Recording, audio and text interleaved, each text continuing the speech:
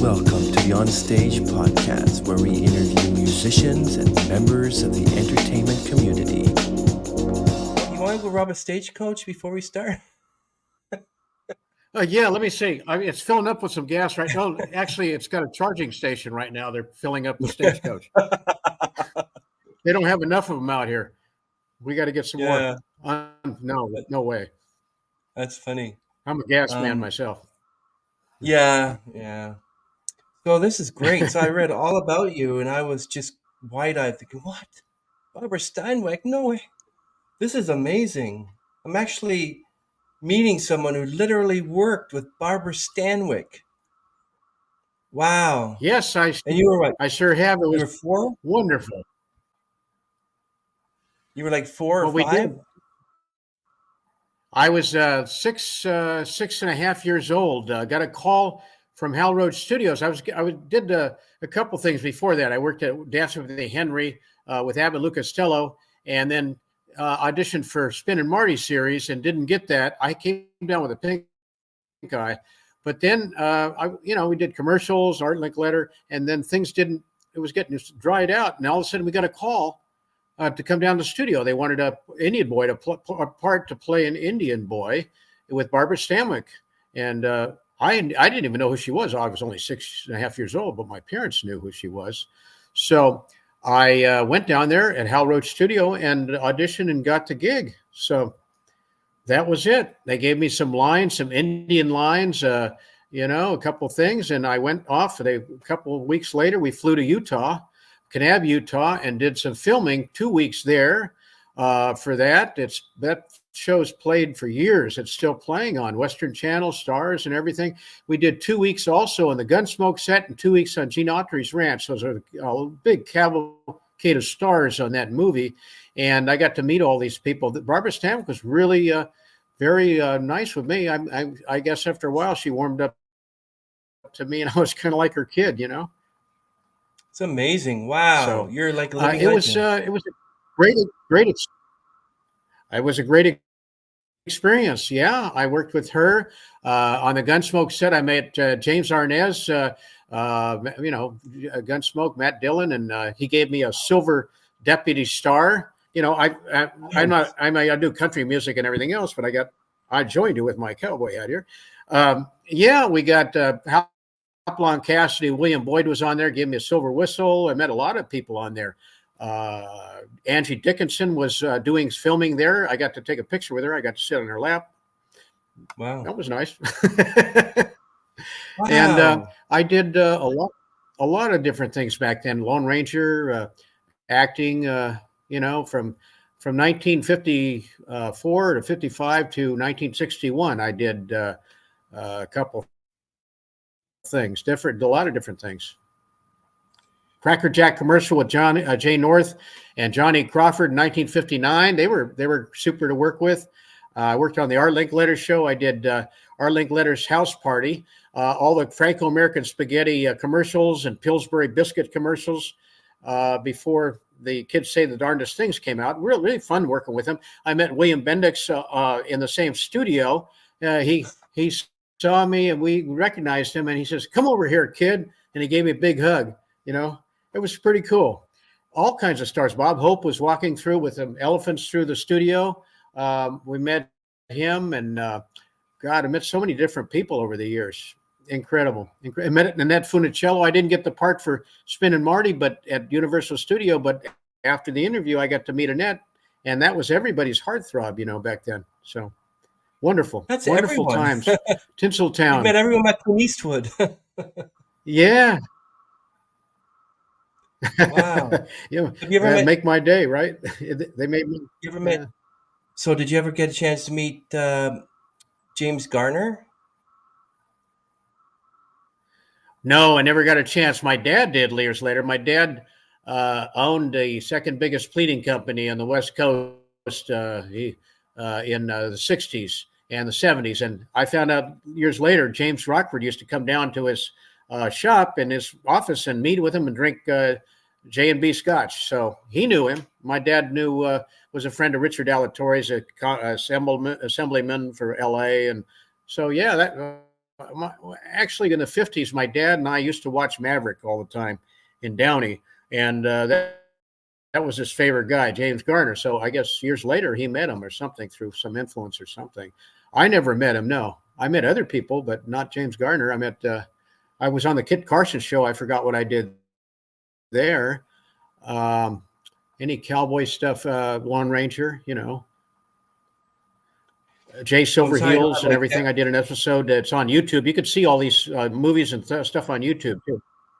Jay Silverheels from Lone Ranger? What's Wow. that? So you met Jay Silverheels. Yeah, yes, I did. Yeah, Miss Aggie's Law. Miss Aggie and the Law is the same, and that is on YouTube. You can see that. It's about a 25-minute thing with Buddy Bear, Max Bear's younger brother. He did a fight out with the Lone Ranger, and then it tells a story about me being on the wagon train. My father got hit with an Indian arrow, killed, and the mother got conked over the head by Indians, and they kidnapped me. 30 years later, at the end of the movie, it shows that I'm a grown-up Indian, and they mother meets the son again. Didn't know what happened to him and everything, but I'm on the wagon train. I'm Chip, and we're going through the wilderness, and all this stuff happens. So the Lone Ranger and Jay Silverheels were in the movie. I worked with them and had lunch with them, and I think it was a couple of days we did the filming and everything. It was pretty cool. Lone Ranger Clayton Moore was pretty much like you see, pretty much the guy Lone Ranger that you see. I had lunch with him, drinking milk and lunch and everything. He goes, "Drink your milk, Sonny. You'll grow up and be real strong and everything." so what was his Fun issue, times, fun Clayton Moore, times. that he had to be walking around in public as Lone Ranger, even in his 80s? What was wrong with the guy? Do you know? I think it just was the mystique of him keeping his identity, because he was in some films before that in the late 30s and early 40s. And then when he became the voice for the Lone Ranger on radio, and then later on television series from 49 to 1958 or whatever, the mystique of not knowing who he was behind the mask was the whole deal. I think that's why you didn't see too much of him. But he was a great actor, and he was well known before that. A very good actor and everything before he became the Lone Ranger. So these people were pretty much like they were on the TV screen, pretty much themselves. It was pretty neat. It's incredible. My Lots of dad used talent there. I met Earl Holliman was in the policewoman, movie yeah. with Barbara Stanwyck. I guess he was about 32 at the time. All friendly people. Edward Andrews was in there. Susan Kohner, Wow. John Daner was a stepfather of me on there.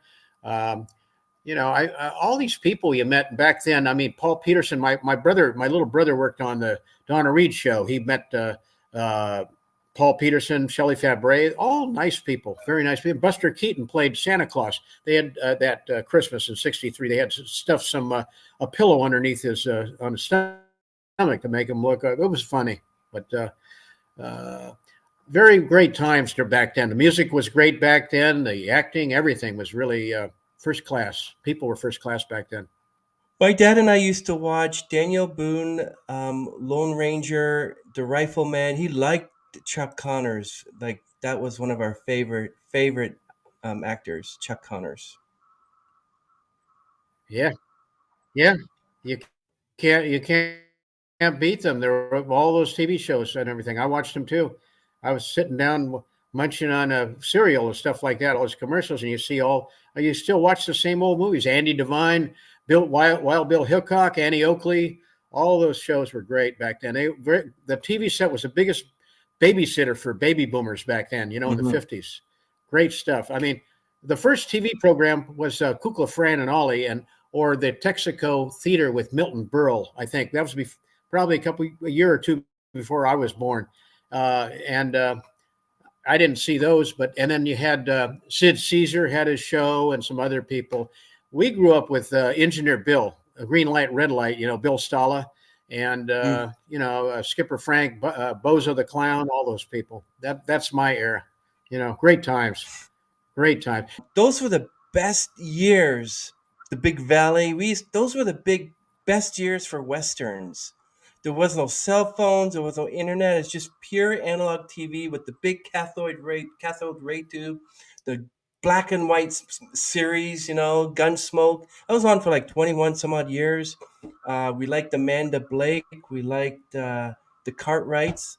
Oh yeah, I remember. And now, apart from Yellowstone, there aren't any very many great Western shows on today. We had it all. We had everything. It was fantastic. Yeah, you can't beat those days. I mean, you know, back then we had cowboy sets every Christmas. We got holsters and cap guns and stuff like that, and shoot them up. It was we're all Gene Autry show, Roy Rogers, all those people. Just all those cowboy movies are great. John Wayne, all that stuff. Maureen O'Hara. I mean, it was the best of times, really. You wouldn't trade it. So you guys must have had a lot of fun watching those too, like I did. Must have. Bonanza, yeah. Uh, My sisters, my brothers, we all watched Bonanza because we like Michael Landon, and after that, I'll watch Little House on the Prairie and stuff like that. I wanted to ask you, when you were young, did you know who Abbott and Costello and Barbara Stanwyck and all these people were? yes, I did. Let me take this hat off. It's a little hot here. Yeah, I did. I knew who they were after a while because after we started filming, my mom there's a TV programs that came on with Barbara Stanwyck on there, and it showed. I got to see a little bit of her, and I knew the other people. Yeah, I knew who most of them were. Abbott and Costello, sure did. With Who's on First, it was even at that young age, I did recognize who those people were. It was exciting, very exciting to be around all the people, meeting people, and talking, and just being around the element. You'd go on casting calls with hundreds of people for interviews and stuff like that. Jerry Mathers of the Beaver, well, he's close to the same age as I am. We used to go on interviews together, and we used to Chip of My Three Sons, Stanley Livingston, all these people. James Cagney's son. My agent was Hazel McMillan, who was also the agent for all these people too. The way I started out was in the Ambassador Hotel. I started modeling for Catalina Sportswear, like some of these actors did on the side. And at the Ambassador Hotel, you walk down the runway, you model. Well, I did that, and some lady handed my mom a card and said, "Listen, contact this agent." So that's how I got into it. We got the card and everything. We called, and the first thing I did was the Millionaire, where they pass out the checks. John W. Tipton, and I was in an orphanage, so they passed out $1 million to an orphanage, So that started the ball rolling and everything. Then I started doing some commercials, and Laura Scudder's peanut butter commercials, Art Linkletter show, Ray Anthony's show. I was on in the same year with 57. A couple years later at with the Lennon sisters. I sang with the Lennon sisters. Janet was the youngest, and I guess everybody had a crush on her. I played some bells too. They used to have these 1950s. They had these plastic keyboard with bells, Emily keyboard. So I played that, and it was a Ray Anthony Lawrence Welk combination special. So I played that. I had a grandfather that I never met, and from New Jersey. He flew out there and was with my other grandfather. They were sitting in the audience, live TV, watching us. It was pretty neat back then, It's singing with Lennon sisters, and years later, I ran into one of the sons of the second oldest Lennon sister, and we became friends. He saw my band, my show group I was playing with back in the San Fernando Valley in the 70s. So he used to party with Donny Osmond and all these other people. But I did the acting for a while. The last thing I did was a 1961 Ford commercial with Veronica Cartwright, the older sister of Angela Cartwright. It was in Burbank, and there weren't any parts for kids between the age of 11 to 17 at that time. They were phasing people out. It was too old for some reason in 61. So I did the commercial with her. She's about the same age I am. She was the older sister of Angela Cartwright, who did Make Room for Daddy and Lost in Space. So anyway, Angela later on went back into acting. I didn't. she went back into it and became a bigger star than her sister. She was lost her life on the Aliens, the spaceship, in the movie, and she died in the spaceship. But she became a very famous actress. Again, very, very good actresses. And I didn't do that. A couple years later, I went into music. The Ventures came out with a Walk Don't Run, and their second version of it, I guess in 63, 64, I started playing in some garage bands, rock and roll and guitar. And I just grabbed a guitar, took a couple lessons. I had an ear for music anyway. And actually, when I was doing my movies in the 50s, I was taking organ lessons. I played organ on the keyboards before I got into the 60 rock and roll thing. So I had an ear for music. Anyway, I started playing in bands professionally and started playing with Motown music later on with the different groups, and ended up with fusing with Bill Medley, the Righteous Brothers, who got a group I was in, who was famous. We played at Cinnamon Center behind the Coasters, Drifters, the Platters, the Hollywood All-Stars, the Rivingtons, all these people, Darlene Love, Bo Diddley, and I guess Bill Medley and us hooked up, and he took us into Vegas with a show opposite Louis Prima, Sam Butera, and the Witnesses at the Sands Hotel, 1970. We were there for a month, and then we did a tour of the United States. We did about 4 or 5 states, and we were on the road with Ike and Tina and Little Richard, and I did that for a number of years, and I was in some Tower of Power groups after that, played with horn groups, really good groups, and then I got out of music for a while, and then I went back into it in show group in Vegas, and then I kind of like left the scene for a while, and years later I started recording on my own and did my own recordings with the producer and everything. We started making remakes of old tunes from the 50s, 60s, and 70s. So I've been doing this on my own. I went solo in 2010 or 2011. So I have 5 albums out on YouTube. I mean, you can see them on YouTube, but Spotify, iTunes, Pandora, all the top, Napster too, and Amazon, so you can buy the albums and everything. So I have a lot of songs from the early 60s, 50s, and some 70s tunes, Player, a lot of different stuff. And I've had a couple originals and everything. So I've been playing off and on for years. And I'm still doing interviews. I'm still playing professionally and still recording. I'm working on my 6th album right now. I'm getting a lot of airplay still. And I'm also playing out here in the desert in Palm Springs. I do cocktail music for country clubs out here, and I do play the casinos. I do a single. I do, revamping of 50s, 60s, and 70s music. I sing, anywhere from R&B, from Stevie Wonder to Bobby Darin, Frank Sinatra, just to entertain the audience and stuff. So that's what I'm doing right now, pretty much, at my young age. Yeah, young age of 30. I met a lot of entertainers. I met the Letterman. I brought him up on stage when our group in the 70s, the lead singer Batola, Tony, I think was his name. And we sang with him, and we worked with Trini Lopez, and I worked with, Connie Stevens we joined her. She listened to our show at the Aladdin Hotel. We went to see her show. I never worked with, I worked with Ike and Tina on the road. I worked with El Chicano. I worked with War, played in a concert with them. Some of the big artists back in the early 60s, I worked with the Platters and some of those people and everything. Darlene Love and Johnny Brooks, Mission Bell, a lot of those people. Pretty much. The Temptations as well. Wow. Yeah, I worked with the Temptations, the OJs a couple years ago. Let's see, the Crests, not the original Crest, but Stan Mayo, he replaced Johnny Maestro. Johnny Maestro is my favorite singer of all times, who sang with Brooklyn Bridge and so many different 16 Candles and a lot of stuff. But these guys are dynamite. They just made it into the Hall of Fame finally after all these years. It's so political and everything.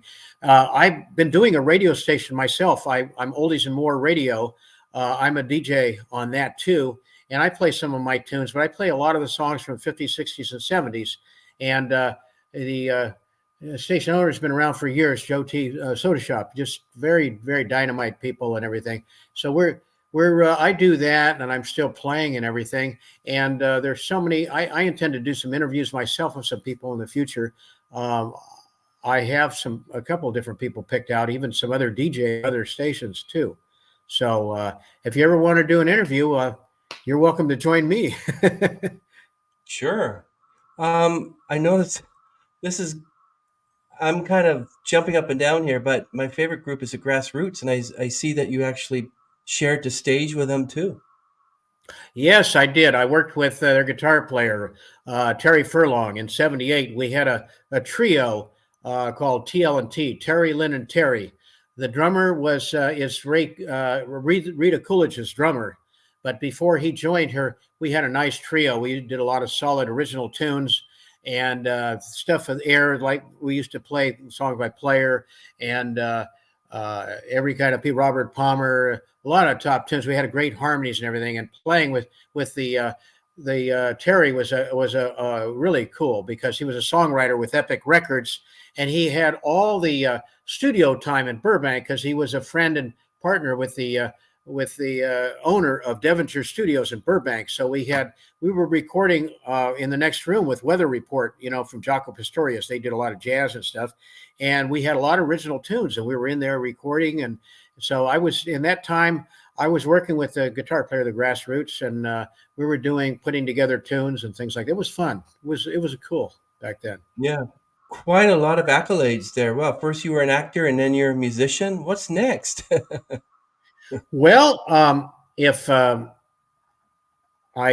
people are interested in my songs or me vocally, or putting together a show, I'd like to collaborate and get some people behind me. I have some great musicians or whoever want to get me going across the country, do some tours or something. I'm up for it. If anybody else is, I'm up for it. I do a stand up. I do all types of songs and stuff like that. Any situation, I play all kinds of music, everything. And This is awesome. do with keys, singing, or I'm an entertainer, so I'm up for it. Any songwriters want to give me some songs or some more songs and write, produce to get some stuff going? I'm open. I'm still going strong. Oh yeah, definitely. I mean, you'll be 31 soon, so Right. I'm going to stay 30. 31 is a little too old for me right now. I like how I know that it says you're a recording artist, vocalist, keyboardist, guitarist, and former child actor. Did you put all that behind you, or you still watch those old movies?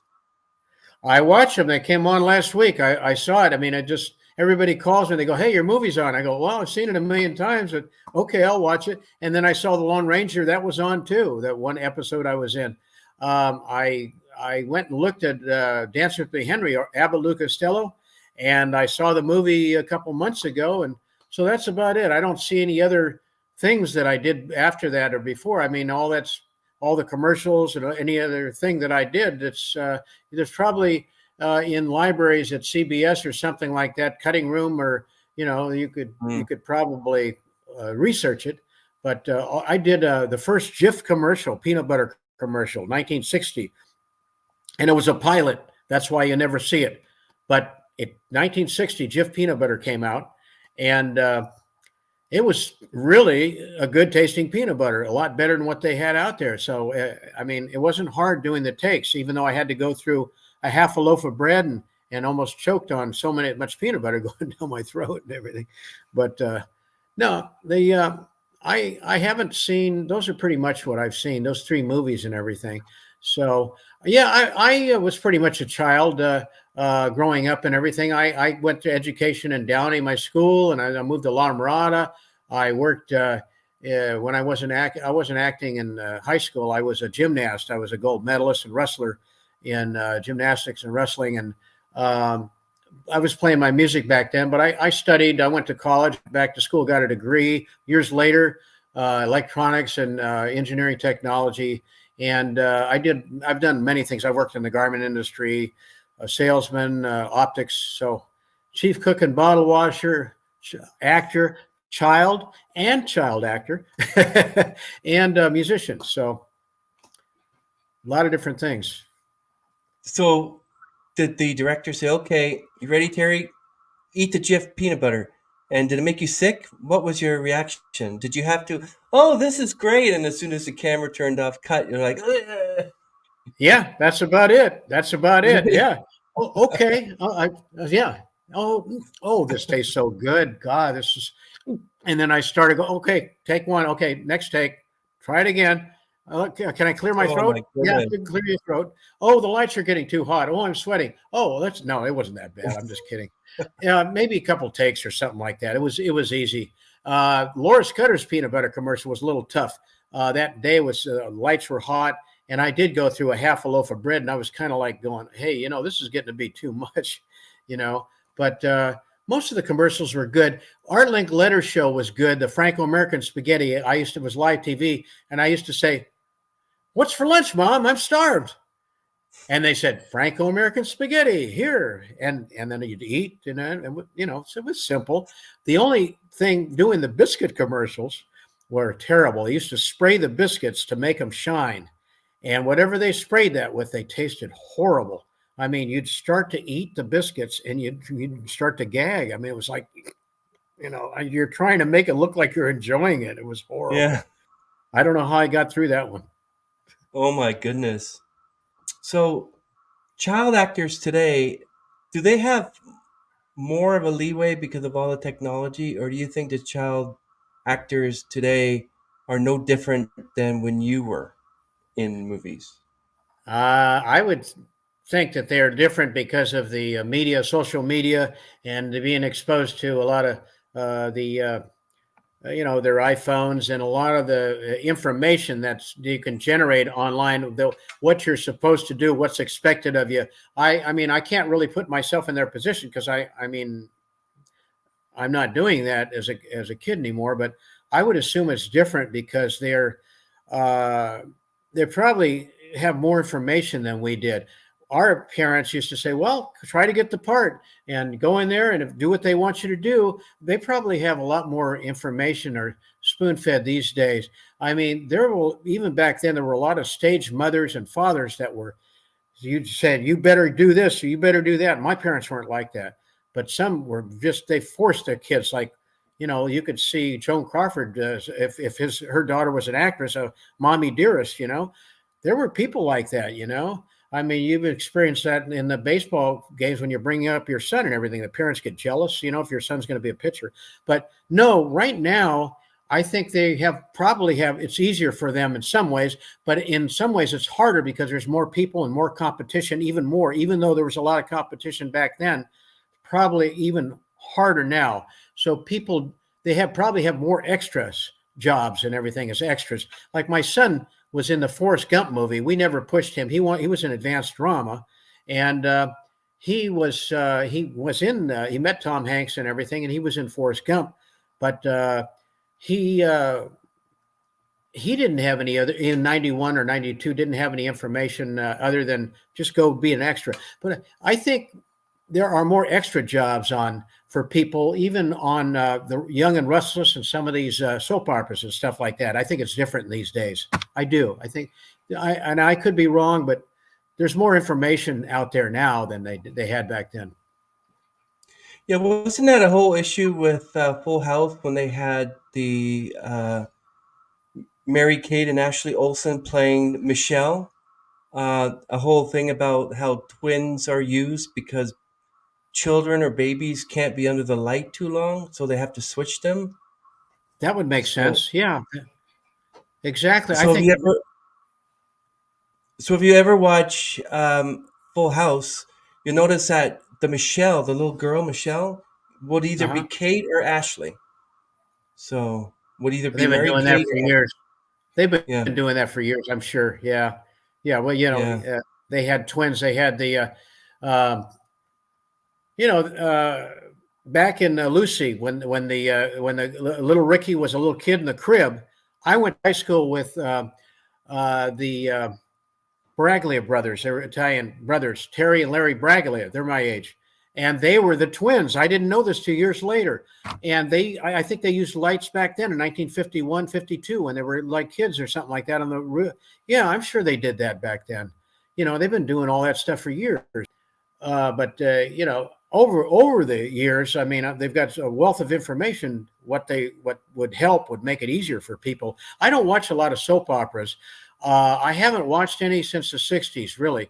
The last thing I watched was the original General Hospital and Dark Shadows and One Life to Live. Those were the three I used to watch in a row, and that's it. I gave up after that. When Dark Shadows went off the air, I went, no more. Yeah.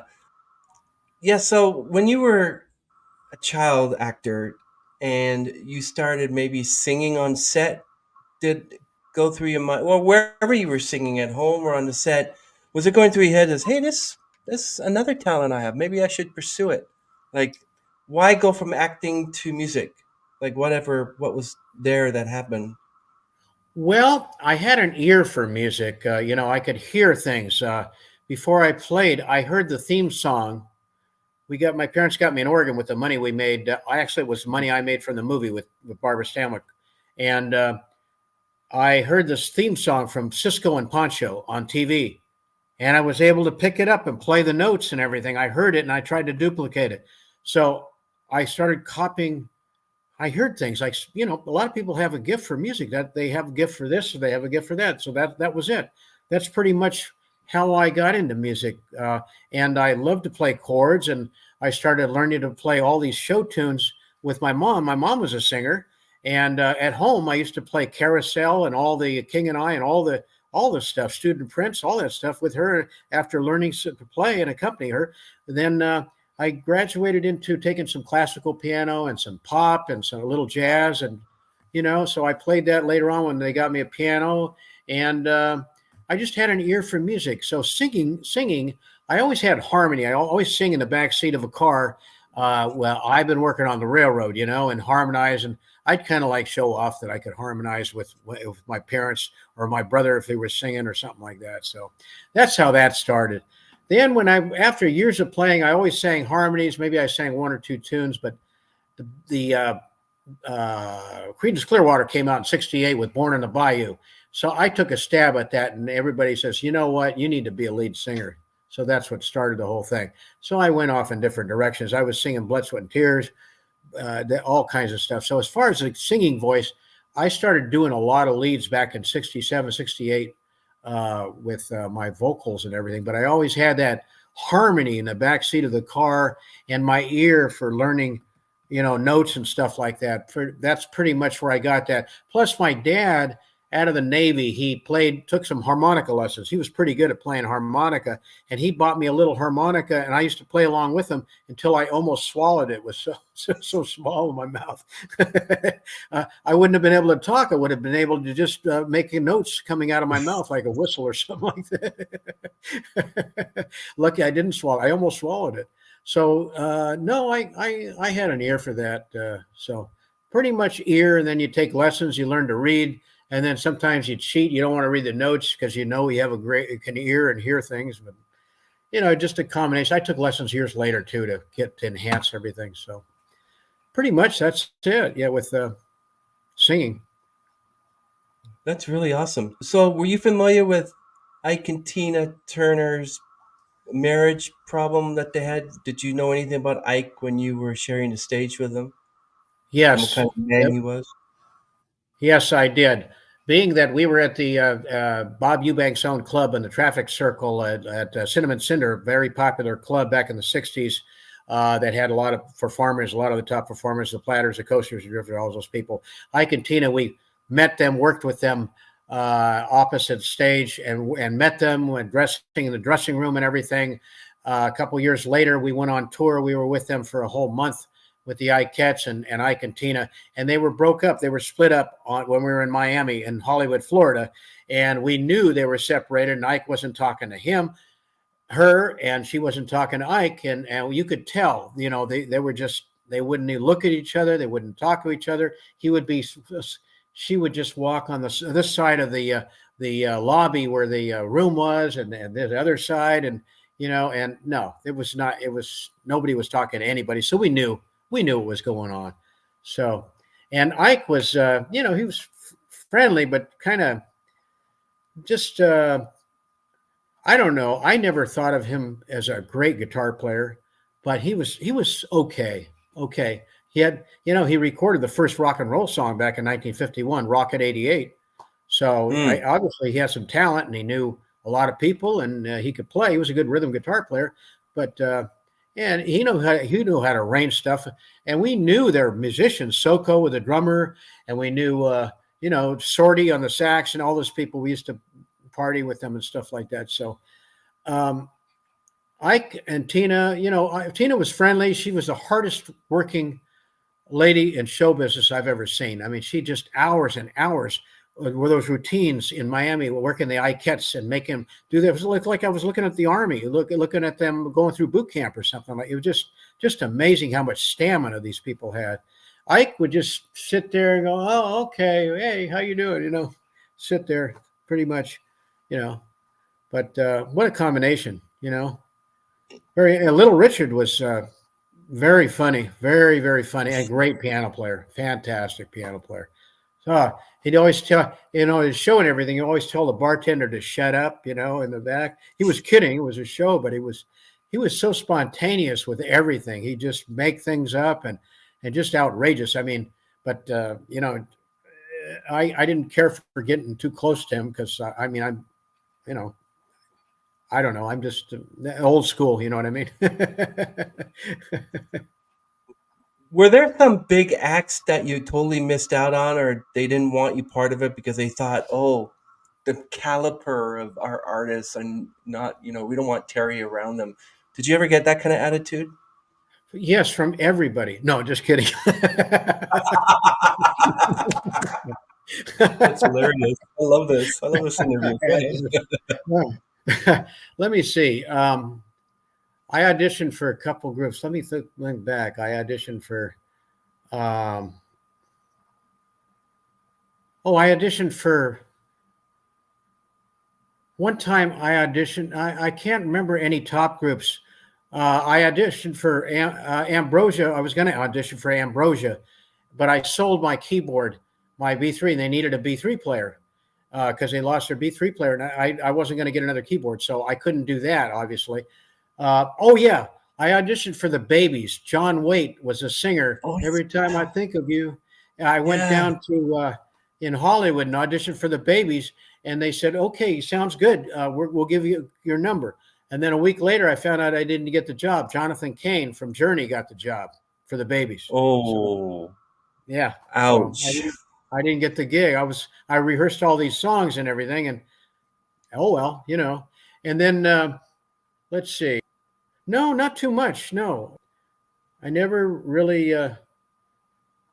Well, I played a gig about a couple years ago on the road with Mitch Ryder and the Detroit Wheels. My guitar player called me. We worked a couple days a week to put together songs. We were in Florida, and we played with them, and it was a great gig. But he never called me or the guitar player back. So I guess he had his main guys or something like that. It just happened. So. But other than that, no, I haven't had any problems with anybody. I've always had pretty good groups and stuff. I played all types of music, all types of songs and stuff like that. And I still got a New Year's gig with a band called the Tropics, a Hispanic group. Great trumpet player who got me into the group occasionally.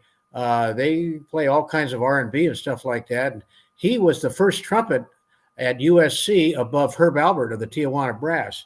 He was Jack Poster, great trumpet player. He's played with the Association. He's played with so many different groups and everything. He moved to Vegas and everything, but he's coming out to play. So we're playing together. This is a great group. We got a gal, a Latina that sings Patty Drew stuff, working on a groovy thing. Got some great tunes, great musicians and stuff playing New Year's Eve night out there. It's going to be at the big, huge San Pedro Elks Club. We're doing a job there. And I've got a Wednesday gig I do at the Springs, really nice plush resort here. Every Wednesday I play a lot of standards from the 50s and 60s and 70s on the piano. I just play, and then I get calls to do other gigs and stuff like that. So I'm still doing it. That's amazing. I was listening to some of your songs and I thought, wait a minute, wow, he sounds like Dennis DeYoung from Styx. That's what I Cool. said to Thank myself. you. I Thank like you. Dennis Yeah. DeYoung. I thought like I was looking at it. Wait, Terry? No, that's Dennis D. No, that is Terry Lawrence. Look, Dennis DeYoung. Hey, what it's amazing. Wow. Well, thank you. I appreciate that. Yeah, I've done some Journey tunes. I've done a lot of rock tunes. There's a lot of different stuff. Toto. Yeah, thank you. Total. Thank you. I got that So high who's voice. the? Yeah. Well, I mean, who would be the biggest band that you haven't worked with that you would like to work with? I'd like to work with, let's see, like to work with. I'd like to work with Toto. I'd like to work with, would have liked to work with, played with Frank Sinatra, with Bobby Darin, Oh, yeah. with Styx. I saw them live. I would have liked to have sung with them, with Led Zeppelin, any of these groups. With Ike, with Tina Turner, I would have liked to have been with them, played with them, and sang with her, played with them. Really, there's so many great musicians and everything. What would I have liked to have been? I would have liked to have been the lead singer of Ambrosia or somebody in R&B group. That's who I would have liked to have done. The lead singer Nice. of the Classics 4 or maybe a Lionel Richie type thing, any of that. My own thing. So actually, I'd rather just be me, Terry Lawrence, do my own thing now. Before I wanted to play with other people and stuff, but I could have gone with Azure or something like that. Now, yeah, you actually have a little bit in common with the Star Wars franchise because you were on the Eddie Fisher show. Did you ever get a chance to meet the daughter, Carrie?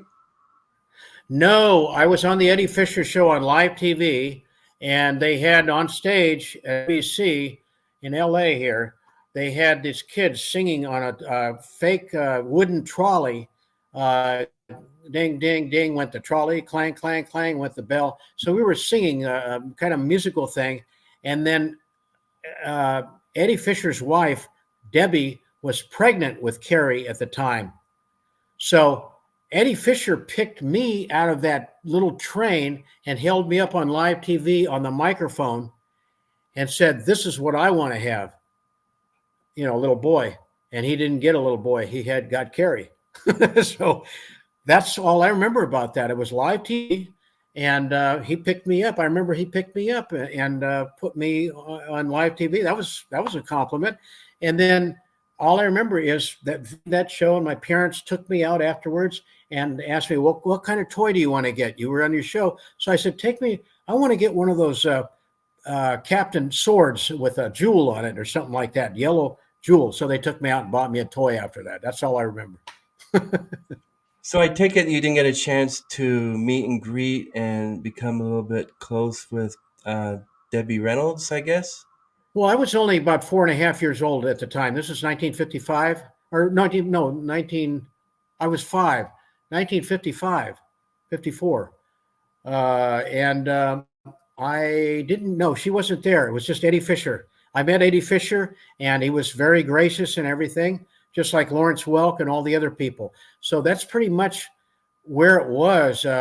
It was so many years ago, but I do remember the studio. I remember that night, little bits and pieces of it. I do have a good memory. I mean, I can even remember back when I was 2 years old when my brother was being born. Mm. Yes, I remember Eddie Fisher very well, and I remember him picking me up. But I never met Debbie Reynolds, and no, I never met her. I would have liked to. I met Angie Dickinson. That was nice. Oh yeah, Angie Dickinson, policewoman, and Earl Holliman as well. I Nice think she's guy. just Very. turned 90 or so. How old is Earl Holliman? Is he like past 90? I think I 90 would think something. he's. I think my mom just going to turn 97. She's still with us and doing good. Earl Holliman's probably about 95 or 94, 93, something like that. Yeah, he was just behind her, and my mom was married at the time. with my father, and Earl Hallman. I guess he was interested in her at the time. I think he was 32 years old and she was 34 or something like that. Yeah, that was on the Gene Autry's ranch section of the movie with Barbara Stanwyck. They became friendly and everything. And then my dad came to see us on the Gunsmoke set with that movie, and I think my dad and Barbara Stanwyck headed off, and I think they were looking at each other too. My mom remembers that. I'm serious. It's weird how people are. It's I guess human nature. So I take it your father's no longer with us? No, he passed away in '95. He had Mm. his company going and everything, and he was doing okay, but he just partied too much, I guess. And he hasn't been with us since '95. I was close with him. I worked for him and everything, but I was closer to my mom. My parents split up in, I guess, 1970 when I was on the road with Ike and Tina and Little Richard. So my mom's been remarried again, but then he got a divorce again. So my dad's he's no longer with us. But my mom Um, is still here, and she used to be a singer. She did an amateur hour in the 1940s. She's got a plaque. She sang a song, "The World is Waiting for the Sunrise."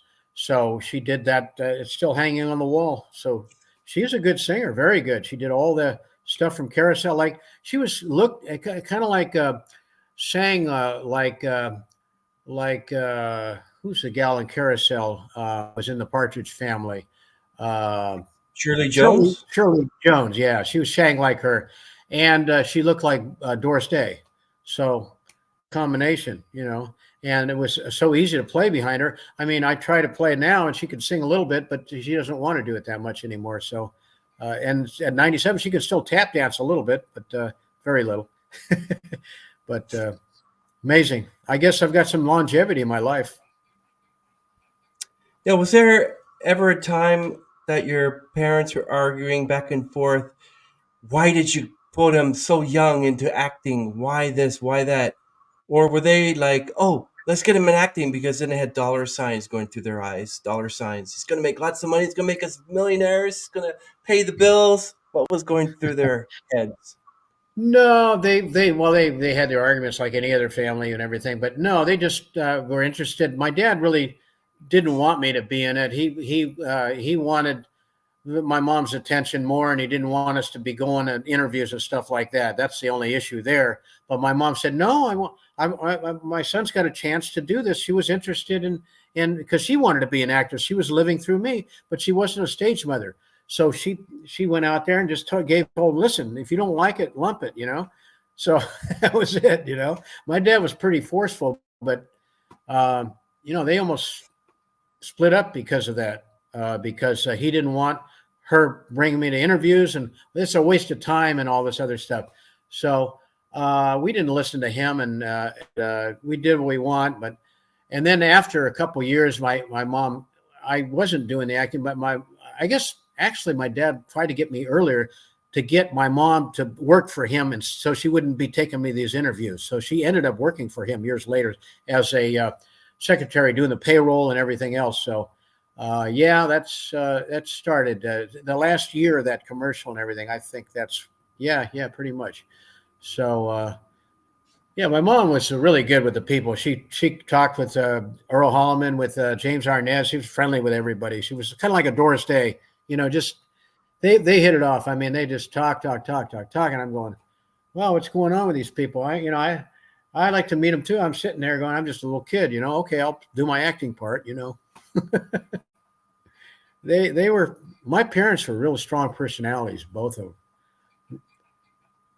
So Hard besides to the star you got from James Arness, what else kind of trinkets did you get over the years? let's see. Well, my a teacher on the set, Mrs. DeFerris, she was a good teacher. We learned they were just as hard in on the set education as they were even harder in school. So they made sure kids got a great education for 3-4 hours a day or whatever.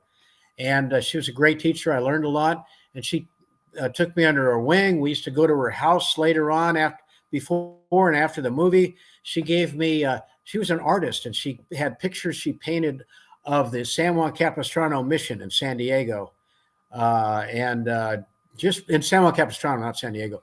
And I still have the pictures, and the glass broke, but I bought some glass, and I've got the frames. 1957, I have those pictures. She was a wonderful person, and took a liking to me too. And I've got trinkets from her from that. I pretty much don't have any, but I know the Trooper Hook movie on eBay. After all these years, the movie is so popular. It just keeps going and going and going. Everybody's seen that movie. They have mugs, Trooper Hook mugs. They have flags. They have flyers. They have posters for Trooper Hook. I couldn't believe it. If they still have any left, they still sell them. So, you can get a poster on there and everything. It's pretty cool. And it's just, the movie's popular. I thought when I was a kid, I go, that movie isn't that great. It was fun making it, but, and then years later, everybody's watching it. So, and then I look at it, I guess it's okay. Everybody likes the movie, They said I did a pretty good thing. I think you said earlier in the conversation that you worked alongside Donna Reed, I think you said. My brother did. My brother was a couple years younger than me, and Robert Lawrence, and he worked with Roy Rogers on a Nestle Quick commercial. He worked on a Sugar Smacks commercial, and he worked on the Donna Show in 1963. The episode still plays, where you can look it up, see if it's on YouTube. Donna Reed, 1963, with Buster Keaton, the Keystone Cop. He played Santa Claus on there. So yeah, he worked on there. I don't know what they did. I saw that it was I think I have some tapes of VCR of the movie. I made copies, and he was on that. He played Mike in a hospital of kids during Christmas, and he had his foot up in a cast, and they wrote "Merry Christmas" on a cast. That was that. So that's what I remember. You can look that movie up. I know that Donna Reed, when the cameras weren't rolling, my brother was kind of like outgoing, forward little kid. He looked like Dennis Menace. In fact, he tried out for the Dennis Menace part, but he was too young. He would have been a better Dennis Menace because he looked like him, and he was more of a menace. He had red hair and freckles, and he looked like the cartoon character, but he was too young. But anyway, when Donna Reed was there in that hospital when they weren't filming off camera, my mom remembered that Robbie, the lights were on. Robbie didn't like the lights on. He says, "Would you turn out the lights?" And Donald Reed was cracking up. He would even ask to turn out the lights or something like that. He just come off the wall with stuff. Actually, my brother was on the Our Link Letter show after I started doing commercials once, where before Kids Say the Darndest Thing, they used to have Our Link Letters house party, 1958, 59, and 60. He was on there, and he rehearsed this part with red hair. He used to, Our Link Letter was going to say, "Hi, Red," while he's sitting there with his kids. He came over to him. He said, "Hi, Red." And my brother was supposed to say, "I'm not red. My hair's on fire." It's supposed to be a funny joke, And my brother, for some reason, when they live camera shot to him, Our Link Letter said, "Hi, Red." And he said, "Hi," and just totally threw Art Linkletter off. Art Linkletter didn't know what to say. He had to ad lib after that. He had to regroup. And I asked my brother years later, I said, "Why did you say that? Why didn't you say, 'I'm not red,' because you used to always do that?" And he said, "Well, I didn't like Art Linkletter." I said, "What? Everybody likes Art Linkletter. Why would you say something like that?" "Oh, I just didn't like him." I mean, my brother, it was really strange. I don't know. Very funny stuff back then, man. Really incredible stuff. But it was fun. We met so many different people back then. I've had a nice acting career. I didn't pursue it. I had a chance to back into it, but I didn't. I probably regret that a little bit, but really didn't want to in the 70s because I was playing in Vegas and playing around in shows and stuff like that. So I had a very, very good musical life and having a great retirement. I mean, I retired in a number of years ago, and I've been living out here near Palm Springs and everything. It's nice out here, beautiful weather and everything. Can't beat it. My mom lives in Rancho, about an hour and 15 minutes away. I go back and forth. I think she's, getting up there in age now to where I have to watch her medications and stuff. So, yeah, I got my radio show. I'm playing, so it's fun. Just like you're doing your radio show. What got you into the business, Chris? Thank you for asking that, Terry. I will tell you. So, what happened is that someone knocked on the door and said, I have a podcast. I want to retire from it. Can you take it over? No, just kidding. So, what happened is during the pandemic, I took an effective communications course. And when are we going to do that? Because we have to be like 6 feet away from people, and nobody's going to be interviewed when you're just like sitting right there. They want to be away from the area with this COVID. Well, sorry, I can't say Right. COVID pandemic. And on October 11th, I decided, okay, I'm going to start a podcast. October 11th, 2021, I'm going Very to start a cool. podcast. And my friend who's a musician, she became the first recipient, guinea pig, and worked pretty well. And then the second and third, and then 150 episodes later, here we go. And now it's 2 years later. We have you on there now. So I love it. I really Cool. love it. That's fantastic. Yeah, you must be enjoying that quite a bit, huh, Chris? I do, and I'm hoping that the culmination of the whole podcast is that I get Sting on my podcast one day, musician Oh, Sting. wouldn't that be something? Whoa, talented boy. What a talent right there. I love everyone that I have.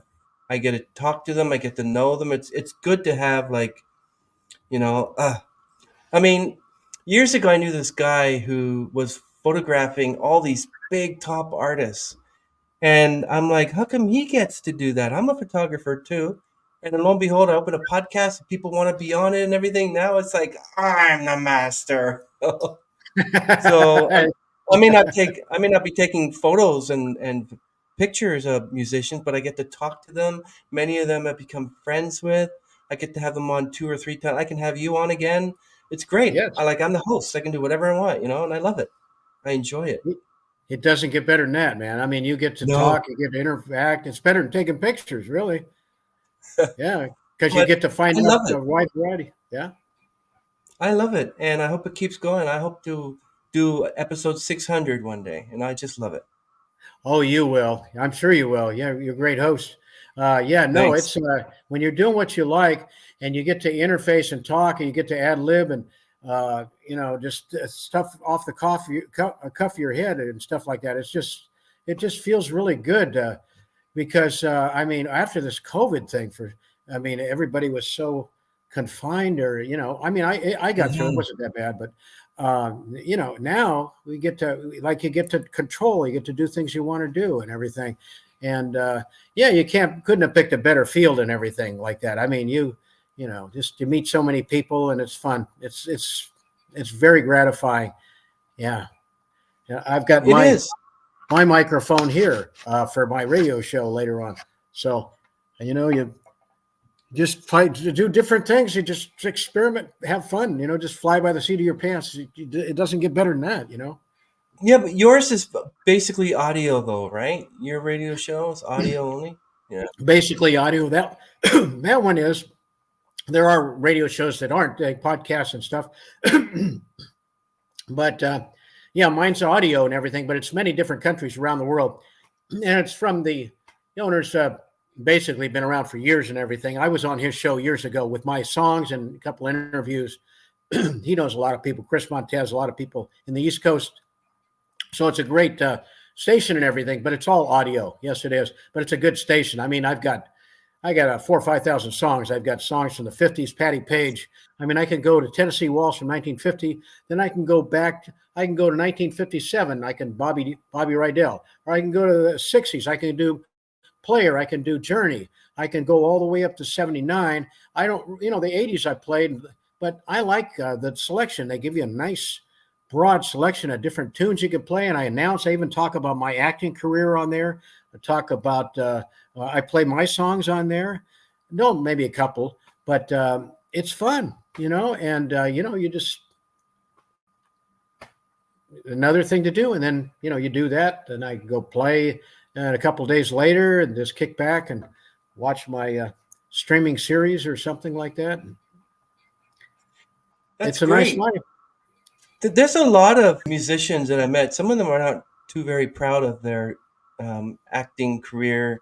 When they first started out, they were doing something else before they got into music. Like Sting himself I think he was a teacher, and then he started a band called The Police with Andy Summers and Stuart Copeland. And now Wow. he's a solo artist, and he's really good.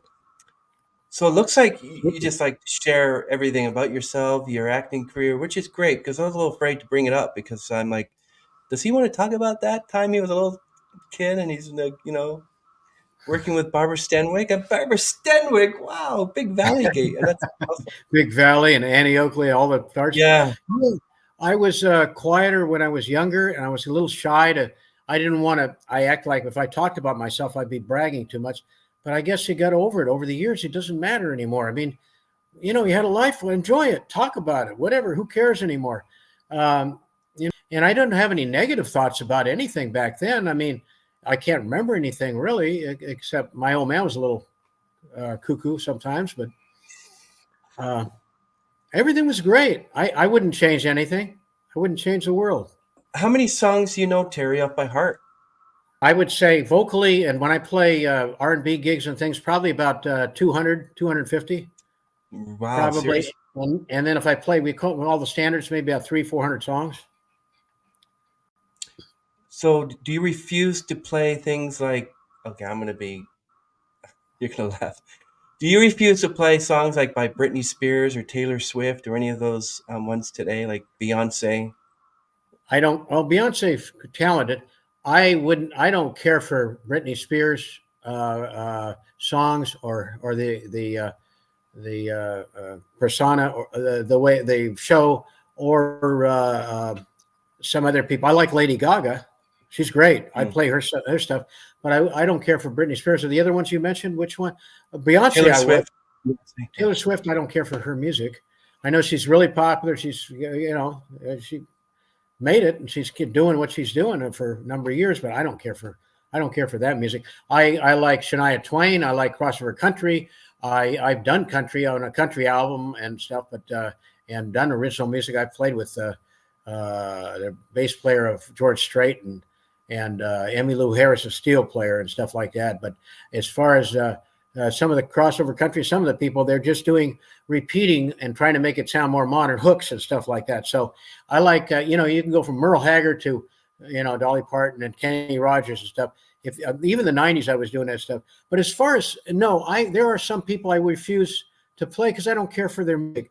I would do it at one point. I would have done it because it's popular and you have to play those songs to play the gig at a top 40 club. So I would do that at times. Yes. The people that were out there, I guess if I would have had to, if I was going to make $300 or something for the night or 200, yeah, I'll play a Britney Spears song or something, but I'm not going to sing it because I'm obviously don't look like Britney Spears. But no, I play some of that stuff, but no, I don't care for that. And then if there's a song I hadn't practiced for a while and somebody asked me to play it, I would say, I'll get that back to you on that. Give that request, and I go back to you, and I'll play something else. Maybe you might like this because you don't want to make a mistake or something. If somebody catches you off guard or something like that. But as far as playing other people's music, I play a lot of other people's music, but I wouldn't play Taylor Swift or anything like that, or Britney Spears or Madonna. I never really cared for Madonna. I liked Holiday or a couple of tunes she did. Borderline was basically the only tune I might have listened to, but the rest of them I didn't care for that 80s sequencer music. I did like Missing Persons. They were good. And I did like some of the 80s, but I was more of a Huey Lewis type guy, or Lionel Richie, or some of the other Hall & Oates type of 80s. I didn't care for I played some of it. I had to play some of that sequence music, but I didn't care for it that much.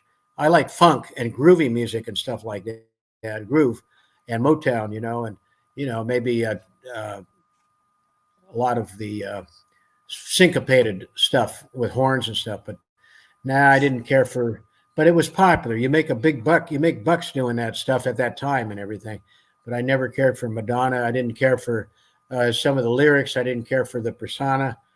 Just didn't care for it, not because of my age. It's just I've been out there a while, and I just don't care for that. It was moneymaker and stuff. I just didn't care for that type of stuff. Never cared for Britney Spears at all. No, not at all. So to get to the front of a line somewhere, do you use the fact that you're a former child actor or that you're a musical artist? You say, "Oh, I'm a former child actor, so I deserve to be the front of the line." Yes. I was an actor. They're just musicians. I was an actor. They should put me first. What happened? Come on, man. Put me in line right now. Right now. That's not fair. Hey, they're doing it, man. Come on, man. Yeah, you'll come around. Watch the movie. Watch the movie. No. What's the worst thing that ever happened to you, either an actor or as a musician? As an actor, I got called for this part. And my mom was even in there while I was interviewing, and this guy started asking me questions, and I was a shy kid at the time, or quiet, or a little shy, and he asked me, "Can you cry?" And I put my head down like that because I couldn't answer. I didn't want to cry. I was embarrassed to cry in front of a guy. I wouldn't cry even at my age 5 or 6. So I didn't get the job. That was the worst. That was the worst time, and I didn't get the Oh, job. But it was no big deal. I felt like, oh man, maybe I should have cried, or my mom, why you could have cried or something, you know. Uh, and the other time was that I auditioned for Spin and Marty series, the series with the Triple R Ranch with mm, Tim Considine and the other guy, and Kevin wow. Corcoran played Moochie. I auditioned for the part of Moochie. I just finished doing Dance with Me, Henry with Abbott and Costello, and I came down with a pink eye while I was doing the movie, and I didn't have enough time to learn my lines.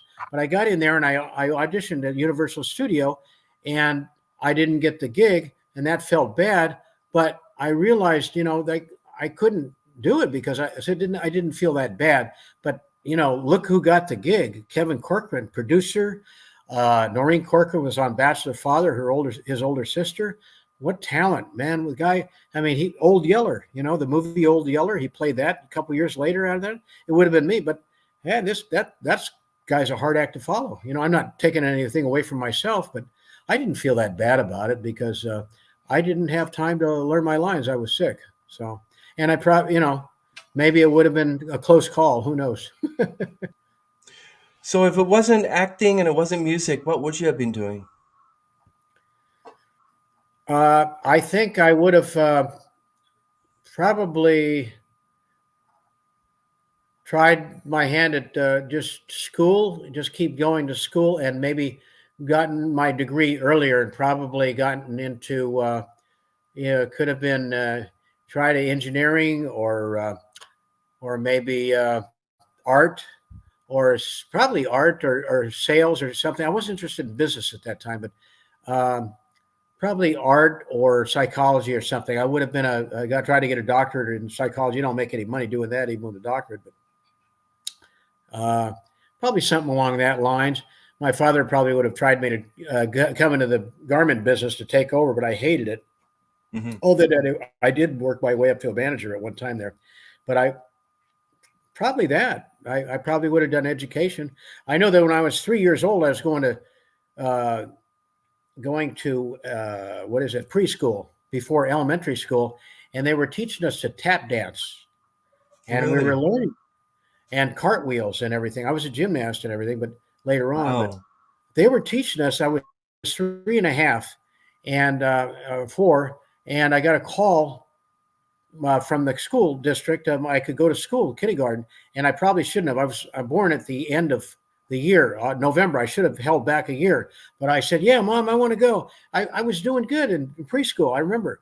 I should have stuck with it. Maybe I would have been a dancer or something like that. And I went into school, and I was always the shortest kid in the class for the next 10, 12 years. So, I hung in there. I did good. But no, maybe I would have been one of the Nicholas brothers as a solo. Who knows? What is your song creation? How do you create a song and perform it and that it's right?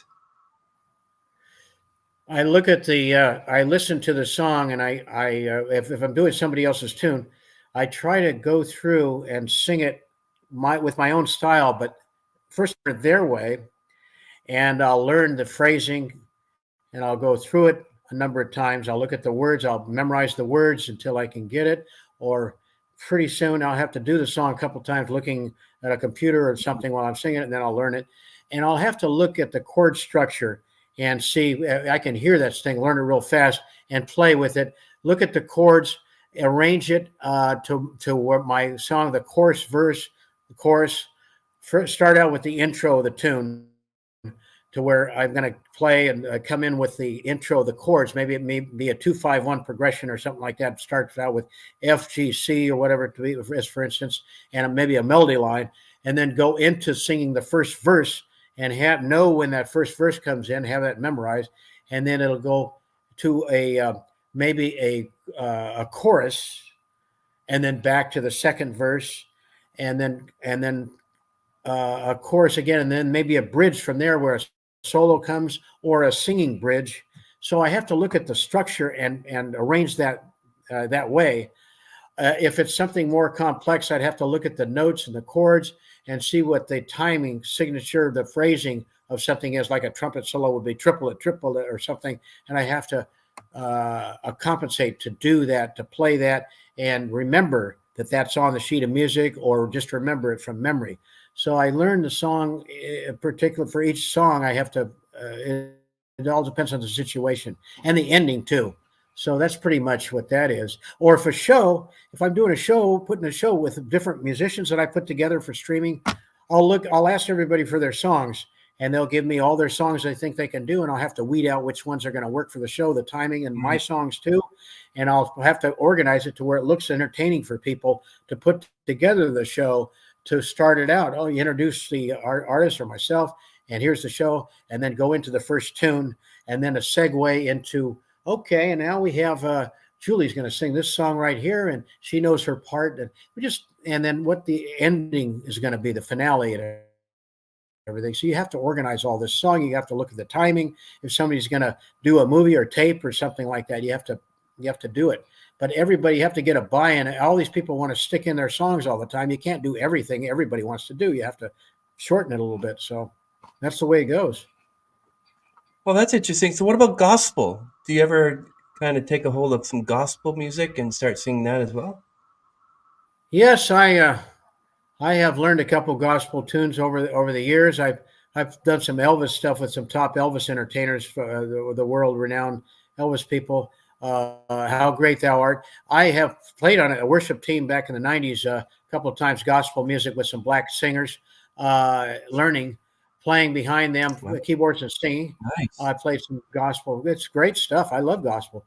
And I've done some gospel in the studio. We had an album out called, it was at the International Dream Center downtown in LA. I was born at that. It Mm. was used to be Queen of Angels Hospital. I did this in the 90s. I can't remember the name of the show, but we did gospel music on the album, but it was more in a rock vein. And we did rock and Hmm. roll original tunes on that. One of them was, "If you're going to the church, say a little prayer for me." It was cool. That kind of thing was a gospel. But we had some gospel tunes on there, and we had some top people that are well known. I forgot that would you come in and sing with us and do stuff on the album and stuff. Some what's that guy? There's a arranger and singer that is famous in the gospel realm. He sang on the album too. So I still have that CD from 1998 or something like that. So I did some gospel for an album. I forgot all about that. And I also was on the ALG Gospel Network last year. I was going to do a video with an original tune, but my friend of mine who was in the group Mercy, Love Can Make You Happy, he was part of the producing of that. And Hmm. he passed away last year, so we didn't do that. But I did interviews for ALGgospel.org network, and I was on TV. They advertised and played my movie, Trooper Hook, on the Oh, Gospel wow. Network last year, and The Lone Ranger. So they did both of those. But I did interviews and everything. I never got to do a video with them. I think they were looking for me to do a gospel song, and I was going to. It just never happened. So Wow. yeah, Amazing life you've had, my friend. Wow. yeah. That's awesome. Lots of different So, stuff. Yeah. yeah, wow. That's great to hear. I'm so happy that On the was able road in to have Miami you. for a month back in 1970, trying to get tans, trying to look good for all the chicks who came back in Orange County, and all the, the guys, some of the guys would leave ketchup and mustard, hot dogs and stuff in the hotels and stuff, the typical stuff that make a mess place or years ago, and all kinds of stories. I did a tour of the Air Force bases back in 1967 for free. We all had hangovers, and we did about a couple states a day. And it was about like 3 different bands, go-go dancers. It was called the Don Adams Show, not Don Adams from Smart, Get Yeah. Smart. All these go-go dancers, and we were playing stuff by the Rascals, and they were so appreciative. We went to North Dakota, South Dakota, all the non-commissioned officers' bases. 40 degrees below zero, Idaho, Mountain Home, Idaho, wind chill factor, 30 degrees, Air Force Parkas. Drunk as a skunk, drinking slow gin fizzes on the plane, coming off, snowball fights, going to play the next day or the next morning, and crazy days. Wow, amazing. You got quite a life there, my friend. Wow. Yeah, quite a life, all right. Do you think you'll ever go back to acting? Well, I could contact some people if I knew who to contact. I would give it a shot. Sure, I could give it a shot. I have my green AfterCard, honorary withdrawal, 1960. It's green. It's faded, but it's in my wallet or somewhere. I've got my honorary withdrawal from AFTRA and SAG. It wasn't called SAG back then. It was called AFTRA, American Federation of Radio and Television, 1960. What did you I would go back into acting in a heartbeat. Yeah. What did you think of that strike that they just finally ended after 3-4 months? Horrible. I mean, I didn't read into all the details of why they were striking. Why were they striking? That they weren't getting enough money, or Okay, you're gonna find this interesting. For one thing, they want residuals from like TV programs and shows, but the main thing were body scans, the AI. Like, did you that's want to see yourself in a movie 100 years from now? All they do is body scan you, and all you do is sit that's down, and they right. don't have to pay. They don't have to pay Yeah. you for anything. And Fran Drescher, who played the nanny, she's the president of SAG and AFTRA. And that was the whole contention, that getting residuals and the body scan. Nobody wants to scan your body and use it in a movie and you don't get paid, because it's cheaper if you do it that way. Heck You know? no, that I wouldn't want to do that. No, that's they'd be taking advantage, And the residuals were only for body scans or for other things Well, that for they wouldn't instance, pay. let's say your one of your movies became no, let's say you were in a TV series and you weren't getting money for times that they show it, but you actually want the residual. So you would go on strike because you want to be paid for that. I think that's it. But I think the main thing was body scanning, like AI. So you want to see a new movie with Jimmy Stewart and Kevin Bacon is like acting That's alongside Jimmy Stewart. that's Like, I mean, ridiculous. they're actually making a movie right now with James Dean, a new movie with James Dean. And I think he's either a body scanned or they're getting an actor that resembles James Dean. And then they just do the deep fake. You ever heard of the deep fake Tom Cruise? They just put like I've heard of that. James Dean's face on the actor, and that's him, Superimposed. James Dean. Yeah. Yeah, that's horrible. I would totally be against it. I don't know. I would never. I wouldn't be interested in watching anything like that. I don't know. Some of the special effects are ridiculous. I wouldn't be interested in watching anything like that. But the body scan issue, no, I'm against that, and I'm glad they strike, and they should get paid compensation for residuals. When I Hmm. was working, we didn't get paid. We only had 2 years of residuals, and that's it. I never got anything after 1962. 1962 was the last residual I got. We don't get it. Back then, they didn't have that. Unfortunately, these people are making all kinds of money. I mean, no, fortunately, they're making all kinds of money, but unfortunately, I didn't get to. But that's okay. But I don't think I'm glad they striked for that. That was a good. I wouldn't want to be body scanned and take my information. And they have to pay through the nose as far as anything else now. I mean, everybody else has gotten residuals. Why not me? If I was acting right now, I'd want. But no, forget that body scan. And what happens is people are pushing the envelope on so many different issues these days on everything. It's just getting ridiculous. I mean, it's just overkill what people are doing. Why they'd even bring something like that to make a buck, and it's, Yeah. I guess sensationalism, stuff like that, the superimposition of people's faces and stuff with a movie. It's just some idea that it makes some money off it, and other people would be interested in that, but maybe not our generation. I don't know. I can't speak for them, but totally uninterested. Totally. I just, it's ridiculous. I want to see the real thing. I don't like it. I don't like it. That's me. Well, before the SAG and after strike, I did interview a lot of, I don't want to say celebrity, let's just say actors and actresses, and I wasn't able to post them because of the strike, but now I can because it's over. And apparently, the strike was over a labor dispute with the Alliance of Motion Picture and Television Producers, AMPTP, and it's the longest strike in history. It resulted the loss of 45,000 jobs and an estimated 6.5 billion loss in economy in California, where you are, and also the writers' strike they had at that time. So I'm like, the last time they had a strike, I think was in 1960 or something. So Yeah, around this 1960. one's lasting over, yeah, and so That's horrible. it's a whole body scanning thing. But now they're able to start filming and writing and producing and but still you can't stop AI. It's here to stay. So um, yeah. Some things may be good about it, but if they've got to Well, keep it I under mean, control or something.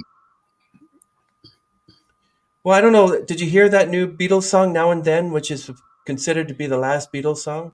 Yes, I posted that on Facebook. I read the whole story and it was good. That was good because they took bits and That's pieces. that's the time when AI is good. Exactly. That was good. They had little parts when John got killed, they took what his song and they amplified it, and AI got the piano out of there. They a solo with him singing, and it sounded like he's right in the room. And then they started working together 10 years later with George, and get some parts for that, and they got that. And then George passed away. Then they put the whole combination together.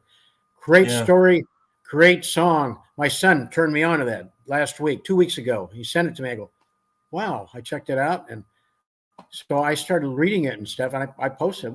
It's amazing. Just Yeah, it is. that's good. It is. Why did the writers? What stopped the strike? I mean, I wasn't. I was. They Yeah. they Well, agreed to body scans or not? so on October 2nd to October 11th, they resumed on October 24th. So what is it? A tentative deal between the two sides is reached, and the striking ended on November 9th at 12:01 a.m. I knew a few people who actually was helping, support it by striking. We stroke, it's let's see. So it started in July. Yeah. Independent films as well were affected. Anybody who was an actor, actress, film producers, anybody who's part of SAG and after members, it went on for a long time. So They just settled. They agreed to body scanning, or they didn't. They made a different no, well they compromise. yeah okay. October 12th, negotiations stopped, talks broke down, and everything. Let me see. I'll just go down to the timeline here. So on November 8th, they released a statement to its members and announced the end of the strike. We are thrilled and proud to tell you that today your TV Theatrical Negotiating Committee voted unanimously to approve a tentative agreement. Yeah, just they. Yeah, I'm not sure about the bodies. Yeah, it doesn't tell you much about the body scanning, but they probably agreed to resume the residuals and everything. They're going to pay them and everything because it was too long and everything, and they needed the people to work. I think I saw what it was. I can't remember exactly right now. It was real quick when I saw it, but yeah, that's good. They're not striking anymore. I hope they don't have that again. oh here are the 6 things actors got. Okay.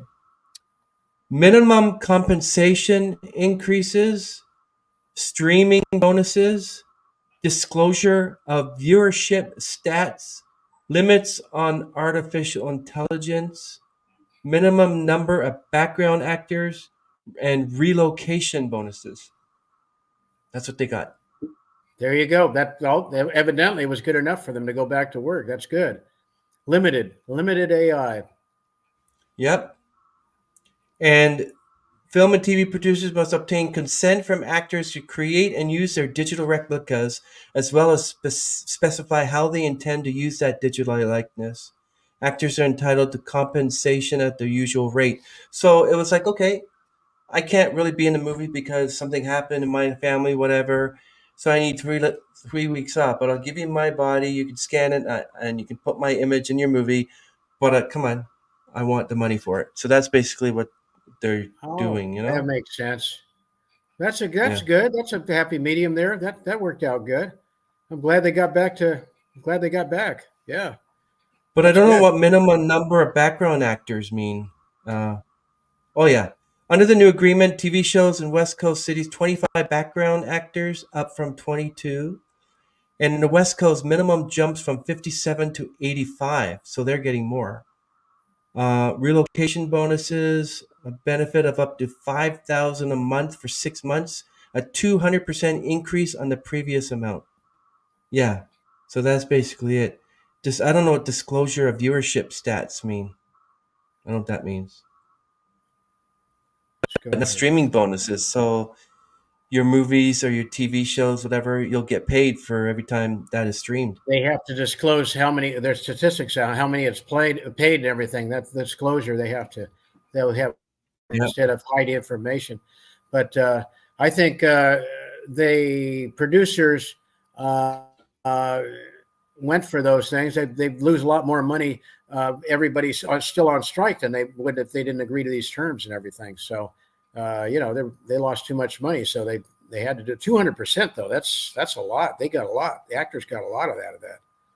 Well, the first one, minimum compensation increases, is performers will earn a 7% wage increase effective immediately, and that initial pay hike will be followed by a 4% increase on July 1st, 2024, and a 3.5% increase on July 1st, 2025. Nice. Well, sign me up. Background I'll get back into acting.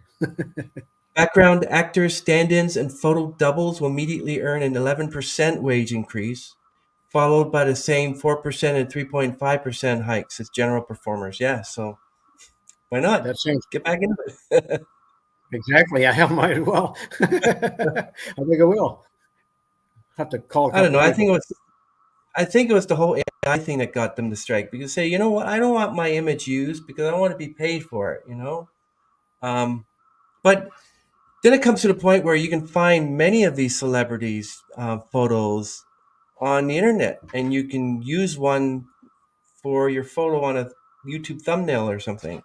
So do I have to Yeah, pay that's the actor for that? You know what I mean? So I don't know. It's maybe interesting you should. because if you're all over the They net, should. if you're all over the net and your photos here, photos there, and I want to do like a YouTube video on whoever, like Kevin Bacon, there's a lot of photos of Kevin Bacon. I can just take those photos and put it in my video. Do I have to say, "Hey, Kevin," or "Mr. Bacon, can I use your image?" He says, "No, I want you to pay me whatever. How much?" "Oh, that's too much." "Well, you can't use it." I'm like, "Then take all your images off the net. Then That's the way take it all your should be. photos off. Your Yeah, daughter Sophie is on there. Kyra Sedgwick, your wife, is on there. She's also an actress. Get them off the net. I want to type in Kyra Sedgwick. I want to type in Kevin Bacon. I want to type in your daughter Sophie Bacon. Boom. So if I have to pay you to use your image, then I want you to make sure that all your images of everything is off the internet. See how stupid that is? So I think that whole issue with, just if you want, let's say, if you want to use my image, you have to pay a certain amount. I'm like, well, your image is public domain. Do you know that when you make your image public domain that you shouldn't be asking for payment? So stuff like that. Yeah, yeah. it's Well, interesting. I'm glad they got together and worked out an agreement or something like that still, because a lot of these actors, they wouldn't, I wouldn't want it that all my images scanned and everything and used without compensation or ask me first. Yeah, it's not fair. Terry, this is an amazing interview. I'm so happy that you became my guinea pig today. I really Yeah, appreciate it. thank And I'm you. sorry for keeping you too long, but this is very interesting. So I could talk to you for hours and hours and hours. You Cool. It know, was wonderful. Yeah, it was fun. I enjoyed it loved too. it. Yeah. Yeah. I actually want to ask just one thing though. I wanted to ask you, but so you worked with Abbott and Costello, but I didn't see that you worked with Laura and Hardy at all. Laurel and Hardy were before my time, but they were Mm. probably in the 50s. They probably had doing a little bit in the 52, 53, 54. They had a pool in Hal Roach Studio when I got the movie with Barbara Stanwyck. Every time you walked out of the building, you saw a pool dedicated to Laurel and Hardy with rings around it. Mm. Probably a medium-sized little pool with ducks and stuff on that and everything. That's the closest I ever got to that. It had a plaque on it dedicated to Laurel and Hardy, and I used to watch them on Wow. TV and everything. Never met them, but they were with Hal Roach Studios. I never ran into them. No, never ran into them. I know I met people that used to Stan Laurel's daughter and everything, and I have a friend that met. Oh, my bass player Giorgio. He met Stan Laurel. He went to his house, and he was a prince of a fellow. Very nice. Very, treated him like gold. I mean, just a wonderful person. So yes. When he was a kid, he told me Giorgio Stepani. I can't remember how to pronounce his last name. Giorgio's a great bass player. He's played at all our Wow. Elvis trips and stuff like that at Spotlight 29 and different places. But yeah, that's the closest I've ever gotten to them. They're great. That comedy team is fantastic. Along with Three Stooges are great too. Great It's people. amazing. Well, thank you so much. I want to thank your promoter, Caden Gordon, for offering this wonderful interview. I really appreciate that. I can't believe you met all these people. You played with all these people. Wow, you're the boss, man. You're the boss. It's All right, amazing. Chris. Cool. Love Okay, it. everyone. Terry Lawrence out. Thank you so much. Everything will be linked down below. Hopefully, I can find some of your old movies on YouTube and post a link down below. It'd be kind of nice. You'll see them all. They're there. Yes. Sounds Excellent. good. All right, Chris. Okay, my friend. You got it. Thank you, Terry.